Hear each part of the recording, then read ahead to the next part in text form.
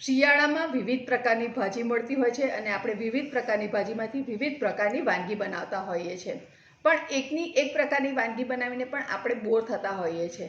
તો સુપર સહેલિયાથી હું નિભા મિસ્ત્રી આજે તમારા માટે એક સરસ મજાની વાનગી લઈને આવી છું. ખૂબ ઇન્ટરેસ્ટિંગ બનવા જઈ રહી છે અને વિડીયોને છેલ્લે સુધી જોજો, તમને એમાં કંઈક નવું પણ મળશે. અને એ રેસીપી કઈ બને છે એ જોવા માટે તો તમારે મારી સાથે મારા કિચનમાં આવવું જ પડશે. તો ચાલો બનાવીએ બધા ભેગા મળીને મારા કિચનમાં. સૌથી પહેલાં આપણે અહીંયા 2 લીલા મરચાં અને 1 ટુકડો આદુનો લીધો છે. એને આપણે મિક્સીમાં વાટીને પેસ્ટ બનાવી દઈશું. લગભગ 8 નંગ પાન લીધા છે આપણે પાલકના. એને આપણે ધોઈ લીધા છે અને એને રફલી ચોપ કરીને તૈયાર કરી લઈશું. આ સાઈડ આપણે એક બોલની અંદર અડધો કપ દહીં લેવાનું છે. દહીં થોડું ખાટું હોય એવું લેવાનું, જેથી કરીને રેસીપીનો ટેસ્ટ ખૂબ સરસ આવશે. હવે આપણે આ દહીંની અંદર 1 ટેબલ સ્પૂન બેસન ઉમેરી લેવાનું છે અને ત્યારબાદ આપણે એને બ્લેન્ડરની મદદથી અથવા તો આ રીતે વિસ્કરની મદદથી એને સરસ રીતે વિસ્ક કરી લેવાનું છે, જેથી કરીને એનું એક સરસ મિશ્રણ બનીને તૈયાર થઈ જાય. એક કઢાઈ લઈશું, એની અંદર 2 ટીસ્પૂન તેલ અથવા તો ઘી લેવાનું છે. મેં અહીંયા તેલનો ઉપયોગ કર્યો છે. ત્યારબાદ આપણે એની અંદર 1/2 ટીસ્પૂન જેટલું જીરું ઉમેરવાનું. જીરું સરસ રીતે તતળી જાય ત્યારબાદ આપણે આદુ મરચાંની પેસ્ટ ઉમેરી અને એને અડધી મિનિટ માટે સાંતળી લઈશું. ત્યારબાદ આપણે એની અંદર બારીક સુધારેલો લીલો કાંદો લગભગ 2 થી 3 ટેબલ સ્પૂન જેટલું લેવાનું છે. હવે અહીંયા મેં બારીક સુધારેલો જે કાંદો લીધો છે તે સૂકો લીધો છે. એની જગ્યાએ તમારી પાસે જો લીલો કાંદો હોય, અત્યારે સિઝન છે અને લીલો કાંદો આસાનીથી માર્કેટમાં મળી રહે છે, તો તમે લીલો કાંદો પણ અંદર ઉમેરી શકો છો. લીલા કાંદા અથવા તો સૂકા કાંદાને આપણે 2 મિનિટ માટે સાંતળી લેવાનું છે અને ત્યારબાદ પાલકની ભાજી જે આપણે રફલી ચોપ કરીને રાખી છે, મોટી મોટી સુધારીને રાખી છે, એને અંદર ઉમેરી લેવાની છે.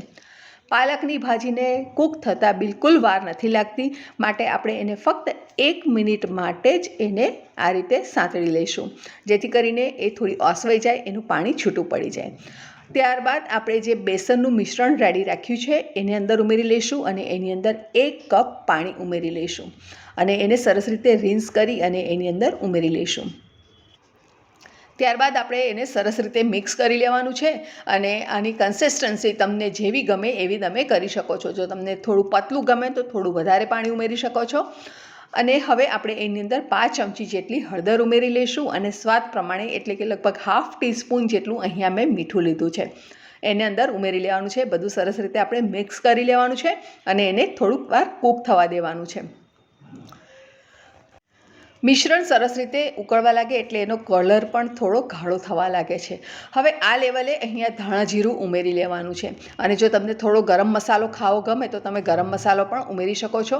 પણ અહીંયા મેં 1 ટીસ્પૂન જેટલું ધાણા જીરું લીધું છે અને એને અંદર ઉમેરી લીધું છે. સરસ રીતે બધું મિક્સ કરી લઈશું અને ફ્રેન્ડ્સ, તમે જોઈ શકો છો કે મિશ્રણ થોડું ગાઢું થઈ ગયું છે. જેમ જેમ ઉકળે તેમ તેમ મિશ્રણ થોડું ગાઢું થતું જશે.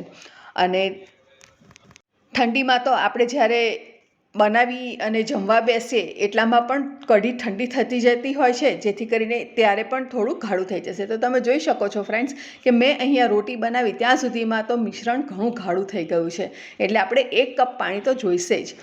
તો આપણી પાલકની કઢી તૈયાર થઈ ગઈ છે અને હવે આપણે એને સર્વ કરવાના છે. તો શેની સાથે સર્વ કરવાના છે એ પણ હું તમને બતાવી દઉં. ખૂબ હેલ્ધી રેસીપી છે એ પણ. તો અહીંયા મેં મલ્ટીગ્રેન રોટી બનાવી છે અને તમે જોઈ શકો છો ફ્રેન્ડ્સ કે એકદમ સોફ્ટ બની છે. અને અહીંયા મેં બાજરી, રાગી અને જુવારના લોટની બનાવી છે અને આ રેસીપી ખૂબ સરસ બની છે. તમને જો આ રેસીપી જોઈતી હોય તો મને ચોક્કસ કોમેન્ટ બોક્સમાં લખજો, હું તમારા માટે આ રેસીપીનો વિડીયો બનાવી લાવીશ. તો આ મલ્ટીગ્રેન રોટી સાથે પાલકની કઢી ખાવાની ખૂબ મજા આવે છે અને એમાં પણ જો 4 ચાંદ મળી જાય જો આપણે આ રીતે લીલી હળદર મૂકીએ સાથે તો આ રેસીપી તમે રાઈસ સાથે, રોટી સાથે, રોટલા સાથે, તમને જેની સાથે ગમે એની સાથે તમે એને એન્જોય કરી શકો છો. પણ ડ્યુરિંગ ધ વિન્ટર સિઝન અથવા કોઈ પણ સિઝનમાં તમે આ રેસીપી બનાવીને એન્જોય કરી શકો છો. વિડીયો ગમ્યો હોય તો લાઇક કરો અને સાથે હાઈ બટન પ્રેસ કરો, જેથી કરીને મેક્સિમમ લોકો સુધી આ રેસીપી પહોંચી શકે અને બધા એન્જોય કરી શકે. ફરી મળીશું, ત્યાં સુધી આવજો. Stay safe, stay healthy. Restaurant style લીલી ચટણી બનાવવા માટે 3 કપ ફુદીનો અને 3 કપ કોથમીરના પાન લઈ લીધા છે, એને સારી રીતે ધોઈ લેવાના છે. 12 નંગ પાલકના પાના લેવાના છે અને એને બ્લાન્ચ કરી લેવાની છે. બ્લાન્ચ કરેલી પાલકને આપણે એક બોલની અંદર મૂકી દઈશું. ત્યારબાદ એની અંદર આપણે ધોઈને રાખેલા ફુદીનાના પાન અને કોથમીરના પાન અંદર ઉમેરી લઈશું. 22 કળી જેટલી લસણ, 1 ટેબલ સ્પૂન જીરું, પા કપ અહીંયા ખારી શીંગ લીધી છે, તમે શેકેલા શિંગદાણા લઈ શકો છો. ત્યારબાદ અહીંયા 4 લીલા મરચાં લીધા છે જે તીખા છે. 1 મોટો ટુકડો આદુનો લેવાનો છે અથવા તો 1 ટેબલ સ્પૂન આદુની પેસ્ટ લેવાની છે. ત્યારબાદ આપણે એની અંદર ઉમેરી લઈશું મીઠું સ્વાદ પ્રમાણે અને 1 ટીસ્પૂન જેટલું આપણે સંચળ પાવડર ઉમેરી લઈશું. 1.5 ટેબલ સ્પૂન જેટલું અહીંયા ઉમેરી લેવાનું છે આમચૂર પાવડર અને અડધો કપ જેટલું આપણે અહીંયા મોળું દહીં લેવાનું છે. 1 શેકેલો પાપડ લેવાનો છે, એને પણ આપણે તોડીને અંદર ઉમેરી લઈશું. બધી વસ્તુને સરસ રીતે મિક્સ કરી અને એને વાટી લઈશું મિક્સીના જારની અંદર. ત્યારબાદ એની અંદર 4 થી 5 બરફના ક્યુબ ઉમેરી અને ફરીથી એને ચર્ન કરી લઈશું. ચટણી રેડી.